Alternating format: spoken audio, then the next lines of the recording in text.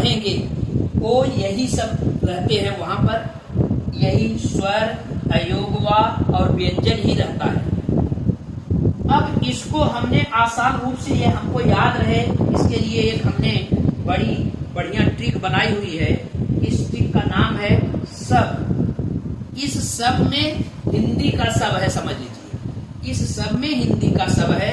इस सब का अर्थ है, जरा देखिए, सब हमारे लिखने का मतलब है कि यह जो आप 3 भाग इसके लिखे हैं, यानी स मीन्स स्वर, यस मीन्स स्वर, और ए मीन्स अयोग, वाह, और बी मीन्स व्यंजन। व्यंजन यानी स्वर, अयोग, वाह और व्यंजन। स्वर, अयोग, वाह और व्यंजन, इसी का सम्मिलित रूप पूरा वर्णमाला में ये 3। इस सब में हिंदी का सब है ये, जैसा कि हमने बताया। एक यस का मतलब स्वर, ए का मतलब अयोगवा, बी का मतलब व्यंजन। इनकी कुल मिलाकर जो संख्या होती है वो होती है 52 संख्या। आइए इनका हम हिंदी वर्णमाला का एक विस्तृत रूप आपको दिखाते हैं कि स्वर, अभी स्वर व्यंजन की परिभाषा हम आगे और इनके भेद के विषय में बताएंगे।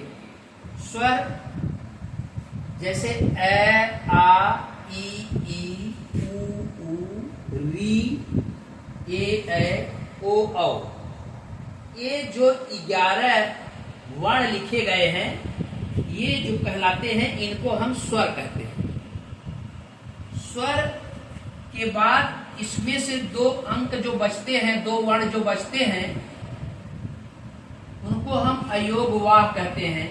जैसे अंक को हम अनुस्वार कहते हैं, जैसा कि अंक का प्रयोग हम लोग करते हैं हिंदी भाषा में, एक पाई खींचकर उस पर बिंदी लगा देते हैं, इसी को हम कहते हैं, हिंदी में इसका नाम होता है, इस बिंदी को कहते हैं अनुस्वार। और अह जो होता है, इसको हम नाम देते हैं, इसको कहा जाता है विसर्ग। ये अक्षर जो भी हम वर्ण लिखते हैं उसके अंत में 2 बिंदी लगा देते हैं, उसी बिंदी को हम विसर्ग कहते हैं।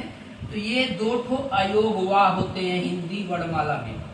अयोगवाह 2 होते हैं, स्वर जो होते हैं 11 होते हैं, और यह व्यंजन जो होते हैं, यह व्यंजनों की कुल संख्या, वैसे तो हमारे यहाँ टोटल जो नंबर होते हैं वो मूल व्यंजक होते हैं उनका 33 होता है, लेकिन इसमें एक विशेष तरह के व्यंजन जो होते हैं, इनको हम संयुक्त व्यंजन कहते हैं। जब इनकी संख्या हम मिला देते हैं, और ये जो उच्छिष्ट और नव विकसित व्यंजन होते हैं, इनकी संख्या जब हम मिलाते हैं, इसकी और इसकी संख्या मिला देते हैं, तो टोटल व्यंजन की संख्या जो होती है, वो जो 33 मूल व्यंजक थे, इसमें से 6 और जुड़ जाते हैं, 4A 2A। अब इनकी संख्या टोटल हो जाती है 39। अब व्यंजन जो होता है, जैसे क, ख, ग, घ, अङ, इस व्यंजन का नाम होता है क वर्ग। एक क वर्ग का व्यंजक होता है। इसमें ये पहला जो वर्ण होता है, ये इसका पहला अक्षर कहा जाता है, और अंतिम वर्ण जो होता है ये पंचमा अक्षर कहा जाता है, यानी 5वां अक्षर। ये 5वां अक्षर पंचमा अक्षर होता है, ये प्रथम अक्षर होता है। इसी तरह से च वर्ग में च, छ, ज, झ, ञ। इसी तरह से ट वर्ग में ट, ठ, ड, ढ, अड़। इसी तरह से त वर्ग में त, थ, द, ध, न। इसी तरह से प वर्ग में प, फ, ब, भ, म।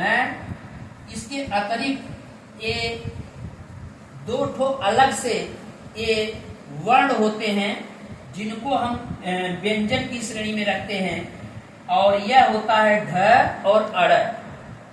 इन व्यंजनों को हम नव विकसित व्यंजन कहते हैं या उच्छिष्ट कहते हैं। उच्छिष्ट या नव विकसित व्यंजन कहे जाते हैं ये ढ और अड़। इनकी विशेषता ये होती है कि ये कभी भी किसी शब्द के शुरू में नहीं होते।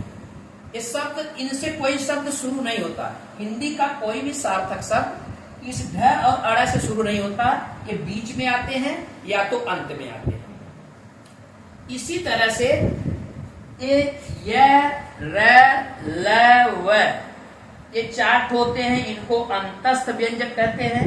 श ख स ह इनको ऊष्म व्यंजक कहते हैं। छ प्र ज्ञ स्त्र यह एक विशेष रूप का व्यंजक होता है जिसको हम संयुक्त व्यंजन कहते हैं। संयुक्त व्यंजन कहते हैं, इसकी संख्या क्या होती है? 4 होती है। तो कुल मिलाकर अगर हम इसकी टोटल संख्या देखें तो टोटल संख्या इसकी बनती है 52। यही 52 जो ये वर्णमाला के पूरे स्वर अयोग व और व्यंजक मिला करके ये 52 वर्ण होते हैं। इस स्वर्ग में भी ये 3 तरह के स्वर्ग होते हैं और 3 तरह के व्यंजन होते हैं, जिसकी चर्चा हम अभी आगे करने जा रहे हैं।